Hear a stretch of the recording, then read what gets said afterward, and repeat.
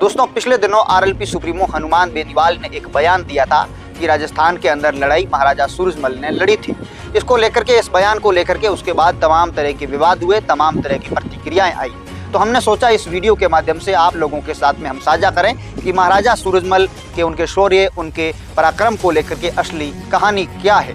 दोस्तों, बात 13 फरवरी 1707 की है, जहां एक और मुगल साम्राज्य के सबसे शक्तिशाली बादशाह औरंगजेब ने अपनी आखिरी सांस ली। तो उसी दिन भरतपुर की धरती पर एक नया बालक जन्म लेता है। नाम था सूरजमल।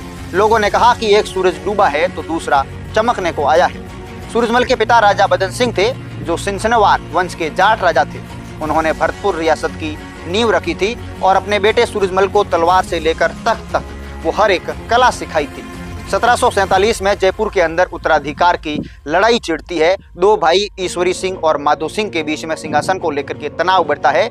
माधो सिंह के साथ में मराठा थे, राठौड़ थे और सिसोदिया थे। वहीं ईश्वरी सिंह के साथ में सिर्फ और सिर्फ सूरजमल थे। उसके बाद जहाजपुर की धरती पर युद्ध होता है और कहा जाता है कि इस लड़ाई के बीच में सूरजमल का जो घोड़ा था वो बेकाबू हो जाता है। सूरजमल ने लगाम दांतों से पकड़ ली और दोनों हाथ से वो तलवार चलाने लगे और इस युद्ध ने महाराजा सूरजमल का नाम पूरे उत्तर भारत में फैला दिया था। उसके बाद 1750 के अंदर मुगल सेनापति सलाबत खान एक बड़ी सेना लेकर भरतपुर की ओर आगे बढ़ता है, लेकिन महाराजा सूरजमल उसे भी युद्ध के अंदर हरा देते हैं। और तब तक महाराजा सूरजमल सिर्फ एक क्षत्रिय राजा नहीं बल्कि दिल्ली की राजनीति के भी खिलाड़ी बन चुके थे। उसके बाद दिल्ली में जब मुगल बादशाह और उसके वजीर सफदरजंग के बीच में टकराव होता है तो सूरजमल ने सफदरजंग का साथ दिया और पुरानी दिल्ली पर भी अधिकार कर दिया। 12 जून 1761 को महाराजा सूरजमल ने उसके बाद आगरा के किले पर भी कब्जा कर दिया और न सिर्फ कब्जा किया बल्कि उन्होंने वहां से जितने भी जो मुगल प्रतीक थे उनको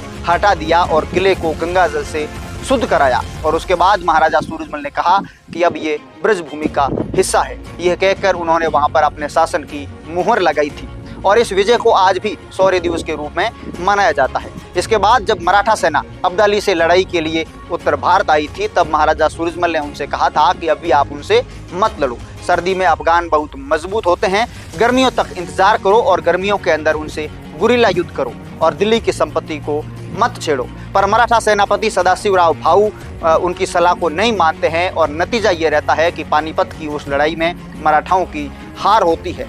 पराजित मराठा सैनिक जब अपने परिवारों के साथ में भाग रहे थे तो वहीं महाराजा सूरजमल, जिन्होंने मराठों को सलाह दी थी, उन्होंने अपने किले डींग, कुम्हेर और भरतपुर के द्वार मराठा सैनिकों के लिए खोल दिए थे।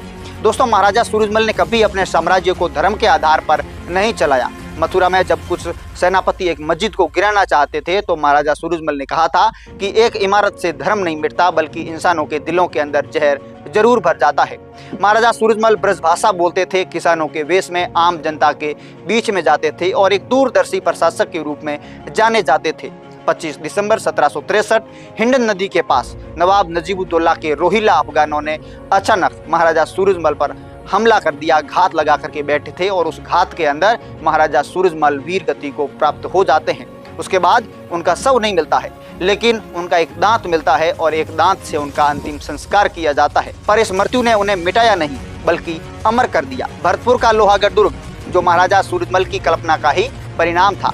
13 बार अंग्रेजों ने इस दुर्ग को घेरा लेकिन वो कभी जीत नहीं सके। महाराजा सूरजमल के नाम आज विश्वविद्यालय है, ब्रिज है, संस्थान है, लेकिन सबसे बड़ी बात कि उनका नाम आज भी जनमानस की आत्मा में बसता है। ये तमाम जानकारी हमने महाराजा सूरजमल के दरबारी कवि सूदन द्वारा रचित ग्रंथ सुजान चरित्र और आर.पी. राणा द्वारा लिखित पुस्तक rice of the Jat power और कन्हैया लाल द्वारा लिखित पुस्तक हिस्ट्री ऑफ द जाट से ली है। इस पूरी जानकारी को लेकर के, इस वीडियो को लेकर के, महाराजा सूरजमल को लेकर के आप लोग क्या सोचते हैं, आप हमें कमेंट सेक्शन के अंदर अपनी राय जरूर बताइएगा।